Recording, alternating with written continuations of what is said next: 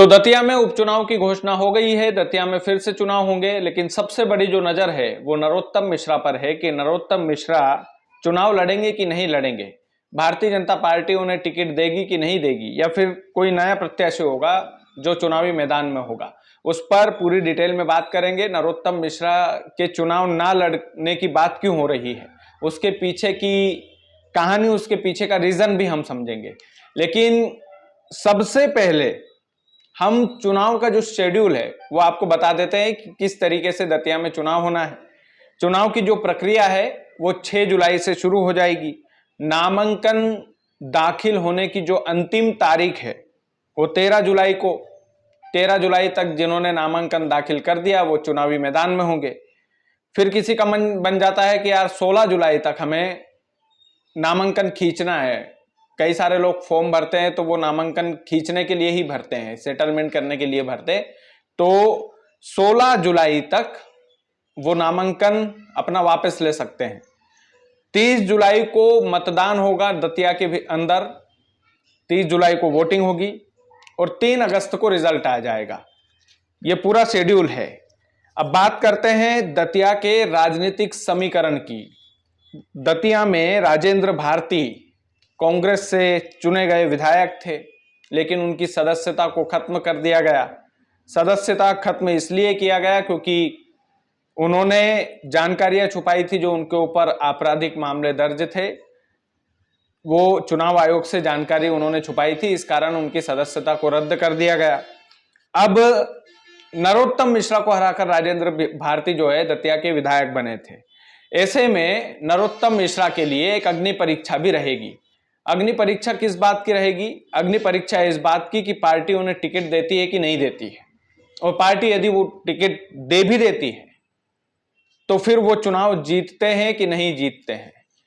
Congress party की तरफ से ऐसा कौन सा प्रत्याशी होगा जो चुनावी मैदान में उतारा जाएगा? नरोत्तम मिश्रा जो चुनाव हारे थे, कद्दावर नेता थे भारतीय जनता पार्टी के भी, और मध्य प्रदेश के गृह मंत्री भी रहे हैं। ऐसे में नरोत्तम मिश्रा पर कई सारे सवाल उठे थे कि ये व्यक्ति जो चुनाव हारे हैं, नरोत्तम मिश्रा जो पिछला चुनाव हारे थे, वो घमंड की वजह से हारे थे। उनके अंदर एटीट्यूड इतना ज्यादा आ गया था कि दतिया की जनता को वो झेल नहीं रहे थे, इस कारण से वो चुनाव हार गए थे।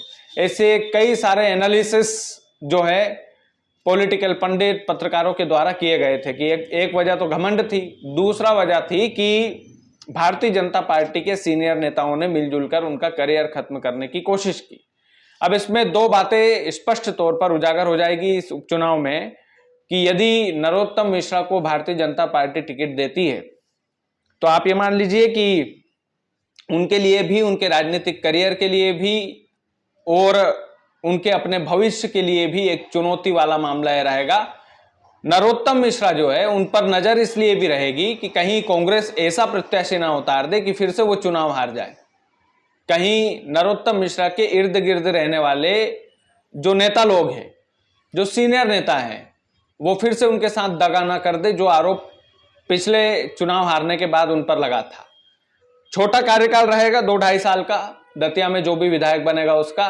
ऐसे में क्या छोटे कार्यकाल के लिए तैयार है नरोत्तम मिश्रा? ये भी एक बड़ा सवालिया निशान है, क्योंकि लंबी रेस के घोड़े हैं, काफी सारी चीजें हैं मन में। वो एक सवाल भी है कि बीजेपी दूसरे यदि प्रत्याशी को ट्राई करती है तो दतिया में वो कितना सक्सेसफुल हो पाएगा, नरोत्तम मिश्रा उस दूसरे प्रत्याशी का साथ देंगे कि नहीं देंगे। तो बीजेपी हर रंग में ढालना जानती है अपने नेताओं को, और नरोत्तम मिश्रा पर ही दतिया की जो सीट है, नरोत्तम मिश्रा पर ही नजर गड़ी रहेगी। तो जुलाई का ये महीना बड़ा इंटरेस्टिंग होने वाला है। 3 अगस्त को माफ कीजिएगा रिजल्ट आ जाएगा, तमाम सारी बातें रहेगी। बाकी आप लोग वीडियो को ज़्यादा से ज़्यादा शेयर कीजिएगा। चैनल यदि आपने सब्सक्राइब नहीं किया है तो प्लीज़ कर लीजिएगा। बहुत बहुत धन्यवाद।